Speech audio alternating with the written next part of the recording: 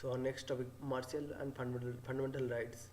So Article 34 provides for the restriction of on fundamental rights. So Article 34 provides for the restriction on fundamental rights while martial law is in force in any area within the territory of India.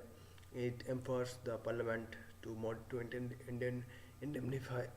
So it empowers the parliament to indemnify any government servant or any other person for any act done by him. सो ये पर आपने देखा क्या article 34 जो restrict provision जो है restrict करता है फंडामेंटल राइट्स को मार्शल लॉ के अंदर in is in force in any area के अंदर मार्शल लॉ को फोर्स किया जा सकता है within the territory of India. It empowers करते हैं the Parliament to indemnify any government servant or any other person or any act done by him in connection with the maintenance or restoration of order in any area where martial law was in force. ठीक है जी, ठीक है. The parliament can also validate the parliament can also validate the sentence passed, punishment inflicted, forfeiture ordered or other act done under the martial law in such area. So the parliament can also validate any sentence passed, punishment inflicted, forfeiture ordered or other act done under the martial law in such area. The act indemnity made by the parliament and not be challenged in any court on the ground of contravention of any of the fundamental rights. The concept of martial law has been borrowed in India from English common law. However, the expression martial law has not been defined anywhere in the constitution. Literally, it means military rule. So it means military rule. It refers to a situation where civil administration is run by the military authorities. It refers to a situation where civil administration is run by the military authorities according to their own rules and regulations framed outside the ordinary law.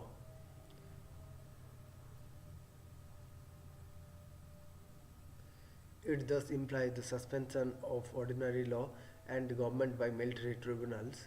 It is different from the military law that is applicable to the armed forces.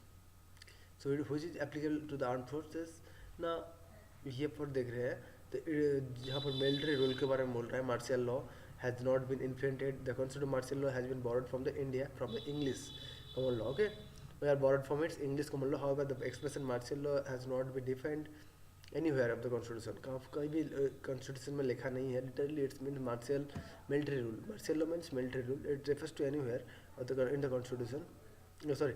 It refers to the situation where civil administration is run by the military authorities. ठीक है? Civil administration is run by the military authorities. जो military authority rule करेगा और according to their own rules and regulations framed outside the ordinary law. It does imply the suspension of ordinary law and the government by military tribunals. Okay, it is different from the military law that is applicable to the armed forces.